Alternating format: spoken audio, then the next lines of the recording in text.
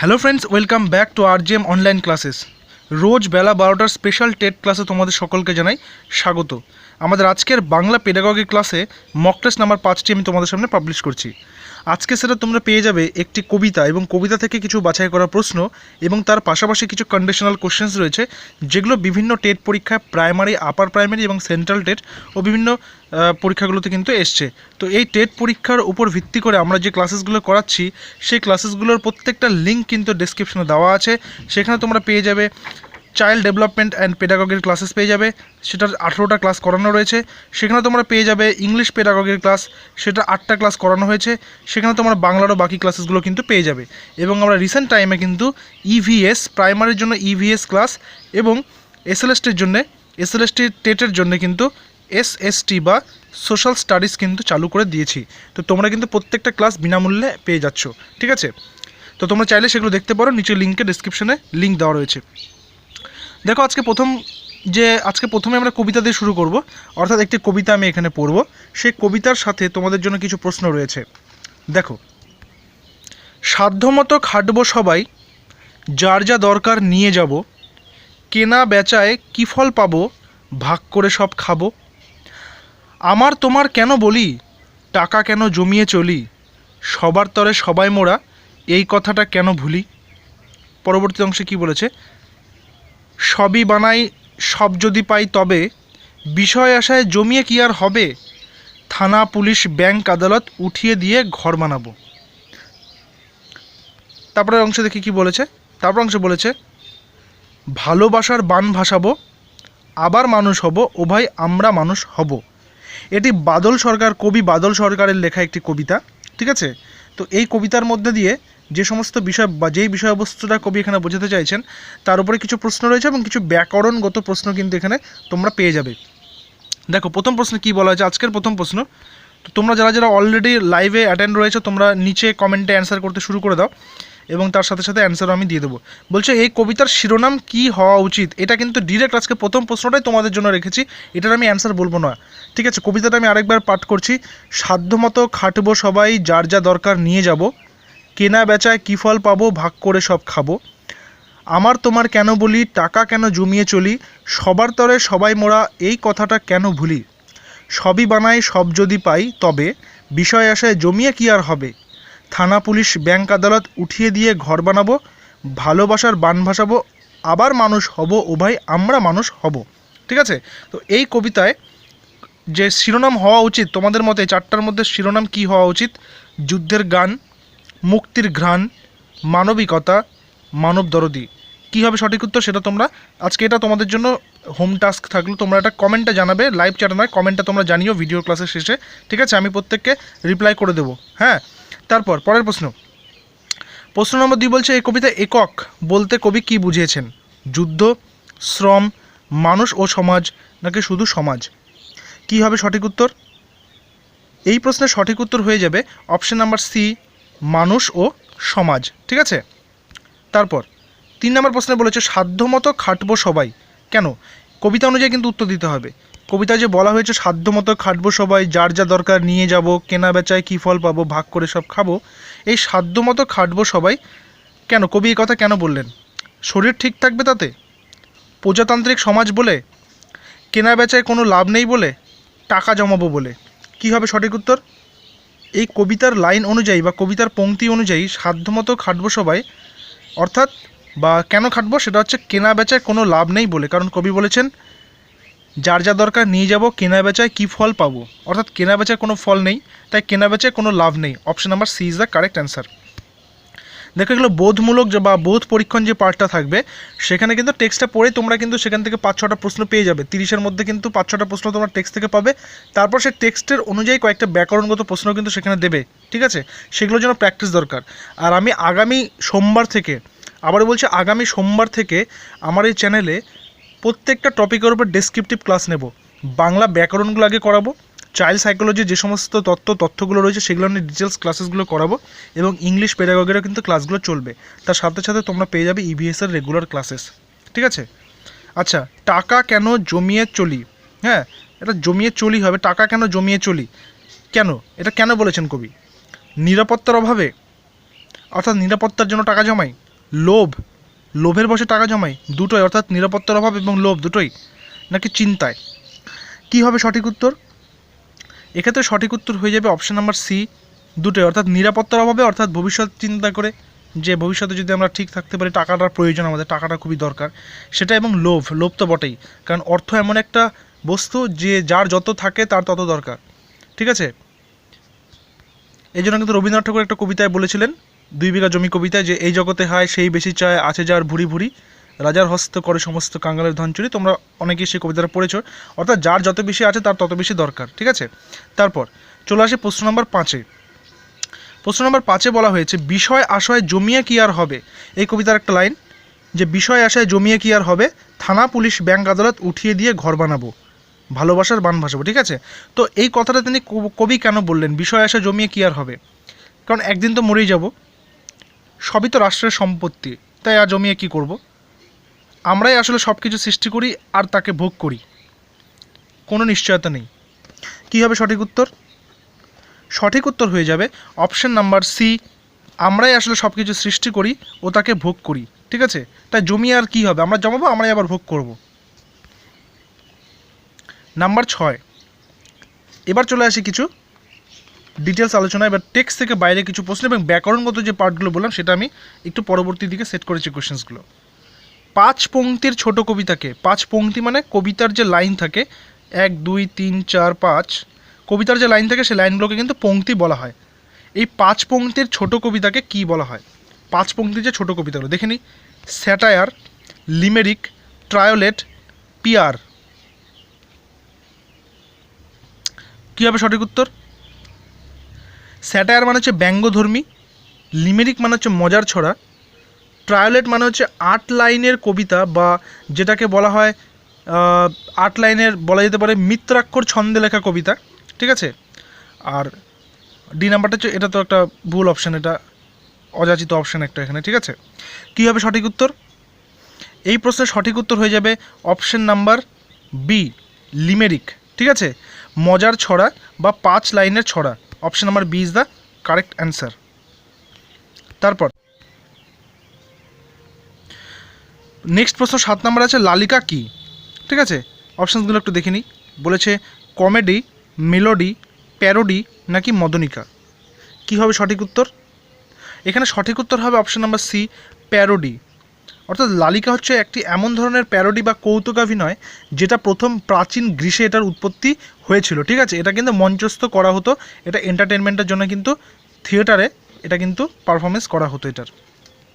তারপর ভাব সম্প্রসারণের উদ্দেশ্য কী? ভাব সম্প্রসারণ কি? ভাব সম্প্রসারণ হচ্ছে কোনো কবিতা বা কোনো পাঠ্যসূচির কোনো পংক্তি বা লাইন তুলে যখন দেওয়া হয় এবং সেটাকে যখন বিশ্লেষণ করতে বলা হয়, সম্প্রসারিত করে সেটার অর্থ লিখতে বলা হয়, সেটাকে বলা হয় ভাব সম্প্রসারণ, ঠিক আছে? আর ভাব সম্প্রসারণ বিপরীত হচ্ছে ভাবার্থ, অর্থাৎ সেখানে একটা দীর্ঘ টেক্সটকে তার মূল ভাব বুঝে ছোট করে লিখতে হয়, ঠিক আছে? তো ভাব সম্প্রসারণের প্রধান উদ্দেশ্য কি?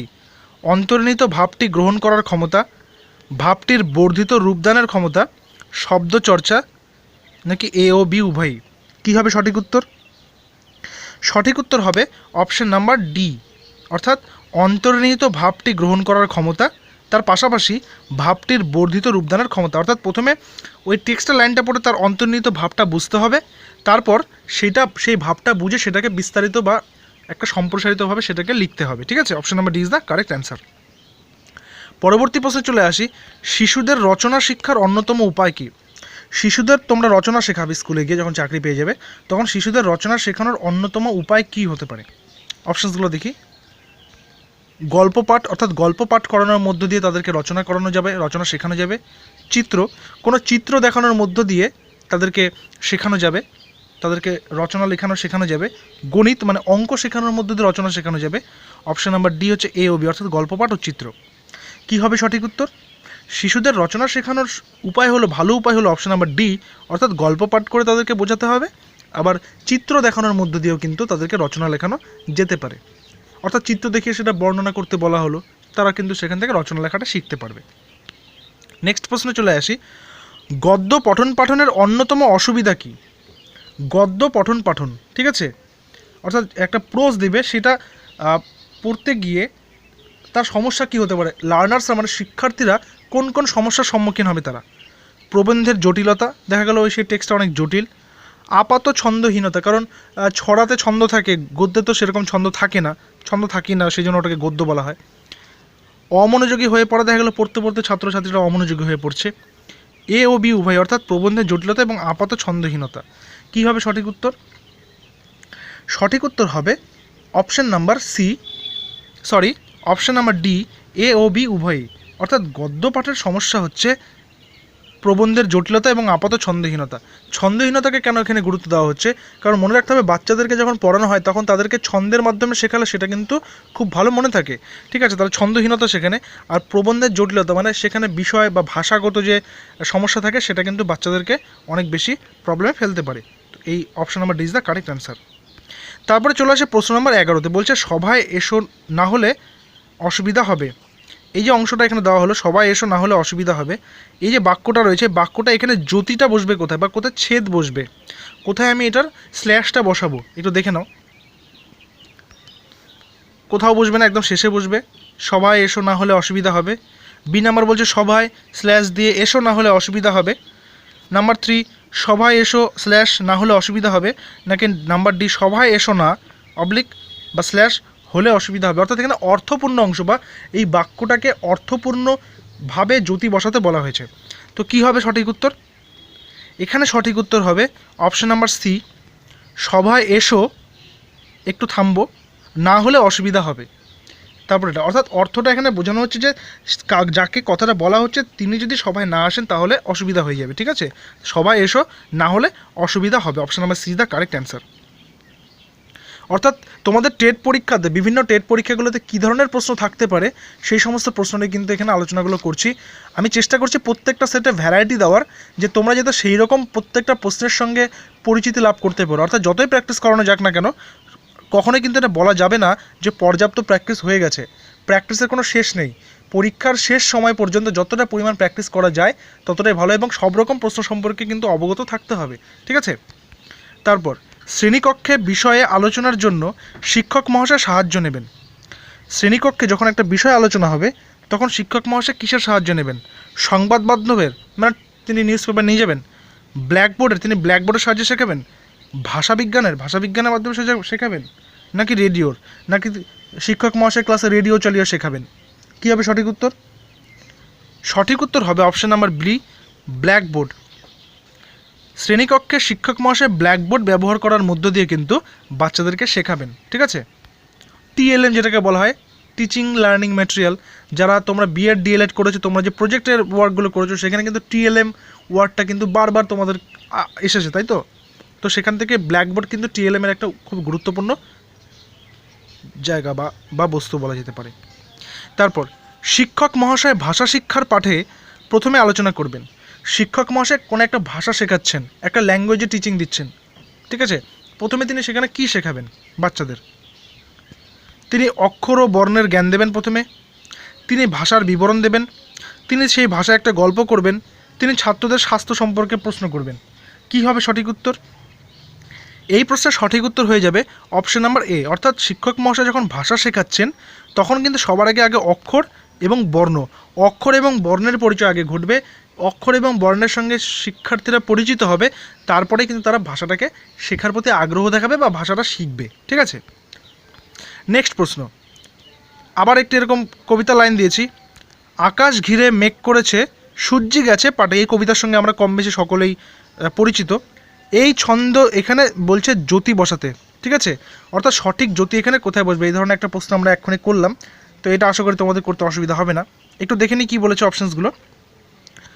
আকাশ ঘিরে থামলাম, মেঘ করেছে থামলাম, সূর্যি গেছে পাটে। অপশান নাম্বার বি বলেছে আকাশ ঘিরে মেঘ থামলাম, করেছে থামলাম, সূর্যি গেছে পাটে। অপশান নাম্বার ডি বলেছে আকাশ ঘিরে একটু থামবো, মেঘ করেছে থামবো, সূর্যি গেছে থামবো তারপরে পাটে, নাকি আকাশ ঘিরে মেঘ করেছে হাফ হাফ করে তারপর সূর্যি গেছে পাটে। কী হবে সঠিক উত্তর? এই প্রশ্নের সঠিক উত্তর হয়ে যাবে অপশান নাম্বার সি, আকাশ ঘিরে থামলাম, মেঘ করেছে থামলাম, সূর্যি গেছে পাটে। অর্থাৎ আকাশ ঘিরে মেঘ করেছে সূর্যি গেছে পাটে। এবার প্রশ্ন নাম্বার 15, দেখো কি বলেছে। বলেছে বোধমূলক শিখনের উদ্দেশ্য কী? বোধমূলক শিখন, অর্থাৎ একটা প্যাসেজ দেওয়া হলো বা একটা কবিতা দেওয়া হলো এবং সেখান থেকে যে প্রশ্ন উত্তর করার যে কৌশল বা সেই যে শিখন পদ্ধতি, সেটার উদ্দেশ্য কি? ব্যাখ্যা, অনুভূতি, উপলব্ধি নাকি আলোচনা? অর্থাৎ সেই টেক্সটের ব্যাখ্যা, সেই টেক্সটের অনুভূতি, সেই টেক্সটের উপলব্ধি না সে টেক্সটের আলোচনা? কী হবে সঠিক উত্তর? বোধমূলক শিক্ষণের উদ্দেশ্য কি? উদ্দেশ্য হচ্ছে ব্যাখ্যা। ঠিক আছে, অপশন নাম্বার এ। তারপর চলে আসে 16তে বলা হয়েছে দক্ষতা ভিত্তিক শিক্ষণের উদ্দেশ্য কি? দক্ষতা ভিত্তিক শিক্ষণের উদ্দেশ্য তথ্য সংগ্রহ, তথ্য সরবরাহ, প্রয়োগ কুশলতা, তথ্য কুশলতা। ঠিক আছে, দক্ষতা ভিত্তিক শিক্ষণের উদ্দেশ্য হলো অপশন নাম্বার সি, প্রয়োগ কুশলতা। মানে প্রয়োগ করতে হবে, যেটা আমি শিখলাম সেটা প্রয়োগ করার জন্য যদি আমি সুকৌশল না হয়ে উঠি তাহলে আমার সেখানে কিন্তু শিক্ষাটা কিন্তু আমার কাজে লাগবে না। তারপর নাম্বার 17, একদম আমরা শেষ পর্যায়ে চলে এসেছি। নাম্বার 17তে দেখো একটা ব্যাকরণ দেওয়া হয়েছে চলন। চলন কথাটার মধ্যে মুক্ত দল কোনটা আছে? মুক্ত দল জানার আগে আমাদের জানতে হবে মুক্ত দল কী এবং রুদ্ধ দল কী। ধরে নাও চলন কথাটাকে যদি আমি যদি উচ্চারণ করি চ তারপরে লন, এই দুটো অংশ আমি ভাগ করলাম, তবে আমি যদি চ উচ্চারণটা করি, চয়ের শেষে একটা স্বরবর্ণ উচ্চারিত হচ্ছে, চ অ আসছে স্বরী অ, কিন্তু লন যখন আমি বলছি তখন শেষে কিন্তু ব্যঞ্জন বর্ণ অর্থাৎ নতে গিয়ে শেষ হচ্ছে। তো যেই সমস্ত দলের শেষে স্বরবর্ণ উচ্চারিত হয় তাকে বলা হয় মুক্ত দল, এবং যে সমস্ত দলের শেষে ব্যঞ্জন বর্ণ উচ্চারিত হয় তাকে বলা হয় রুদ্ধ দল। তাহলে আমরা বুঝতে পারছি যে এখানে চলন এই অংশে, চলন এই শব্দটির মধ্যে মুক্ত দল কোনটা রয়েছে? মুক্ত দল রয়েছে অপশন নাম্বার বি, চ। ঠিক আছে, আর লন শেষে ন শেষ হচ্ছে অর্থাৎ সেখানে ব্যঞ্জন ধরনের শেষ হচ্ছে, তাহলে সেটা হচ্ছে মুক্ত দল নয়, সেটা রুদ্ধ দল। ঠিক আছে, তারপর নাম্বার 18, শ্রুতি লিখন সাহায্য করে। শ্রুতি লিখন মানে কি? শুনে শুনে লেখা, তাই তো? সেটা কি সাহায্য করে? শ্রবণ শক্তির বিকাশে, বানান সংশোধনে, অর্থবোধ বাড়াতে, জ্ঞান লাভে। কী হবে সঠিক উত্তর? সঠিক উত্তর হবে অপশন নাম্বার বি, বানান সংশোধনে। অর্থাৎ আমরা শুনে শুনে লেখার সময় আমরা কিন্তু বানান সংশোধনে আমাদের সেটা কাজে দেয়। তারপর নাম্বার 19, আরেকটা শব্দ দিয়েছে ব্যাকরণগত, আপ্রাণ। আপ্রাণ শব্দটা, এটা শুদ্ধরূপ কী হবে? বা বলা যেতে পারে আপ্রাণকে আমরা অন্য কীভাবে লিখতে পারি? দেখো, আপ্রাণ মানে কি? প্রাণান্ত, প্রাণপণ, প্রাণোৎসর্গ, প্রাণহীন। কী হবে সঠিক উত্তর? এই প্রশ্নের সঠিক উত্তর হয়ে যাবে প্রাণপণ। বলেন আপ্রাণ চেষ্টা করলাম কিন্তু পারলাম না, মানে আমি প্রাণপণ চেষ্টা করেছি তবুও পারিনি। তো এখানে আপ্রাণ হচ্ছে প্রাণপণ। এবং আজকের সেটের শেষ প্রশ্ন, তোমরা কিন্তু অবশ্যই কমেন্টে জানাবে তোমাদের স্কোর কত হচ্ছে। ঠিক আছে, তাহলে আমার বুঝতে সুবিধা হবে তোমরা কারা কারা পার্টিসিপেট করছো, তোমরা রেগুলার কারা কারা পার্টিসিপেট করছো। কারণ আমি যখন পিডিএফটা প্রোভাইড করব তখন কিন্তু সেই ব্যাপারগুলো আমি নজরে রাখবো অবশ্যই। আচ্ছা, পরিচয়। পরিচয় শব্দের পরিচয় শব্দের মধ্যে যে পরি শব্দটা রয়েছে এটাকে কি বলা হয়? অনুসর্গ, প্রত্যয়, উপসর্গ নাকি সন্ধি? কী হবে সঠিক উত্তর? সঠিক উত্তর হয়ে যাবে উপসর্গ। অর্থাৎ কোনো শব্দের প্রথমে যখন বসে যখন নতুন শব্দ তৈরি করে তখন সেটা উপসর্গ। অনুসর্গ হচ্ছে মূল শব্দের শেষে বসে নতুন শব্দ তৈরি করে। ঠিক আছে, তাহলে এটা হয়ে গেল উপসর্গ। এই ছিল আমাদের আজকের বাংলা সেটের 20টা গুরুত্বপূর্ণ প্রশ্ন, টেটের দিকে খেয়াল রেখে, যেগুলো প্রাইমারি আপার প্রাইমারি দুটোতেই কিন্তু খুবই গুরুত্বপূর্ণ। ঠিক আছে, তো তোমরা যারা যারা লাইভ অ্যান্সার করলে তোমাদের সকলকে অনেক অনেক ধন্যবাদ, এবং তোমরা এইভাবে আমাদের সঙ্গে থাকো। আমরা এইভাবেই সিলেবাসগুলো খুব তাড়াতাড়ি কমপ্লিট করে নেব এবং খুব ভালোভাবে কমপ্লিট করে নেবো আশা করি। এবং তোমাদের জন্য একটা সুখবর, সেটা হচ্ছে আগামী খুব শীঘ্রই আমরা সপ্তাহে 2টা করে 150 মার্কের, আবার বলছি সপ্তাহে 2টা করে 150 মার্কের কমপ্লিট মক টেস্টের আয়োজন করতে চলেছি। ঠিক আছে, তো তোমরা সঙ্গে থাকো, তোমাদের সেই প্র্যাকটিসগুলো করলে আরও অনেক বেশি সুবিধা হবে আমার মনে হয়। তো দেখা হচ্ছে পরবর্তী ভিডিওতে। আজ রাত আবার তোমাদের সঙ্গে দেখা হবে ইংলিশ ক্লাসে। তো till then stay connected with RGM English literature and language. Thank you.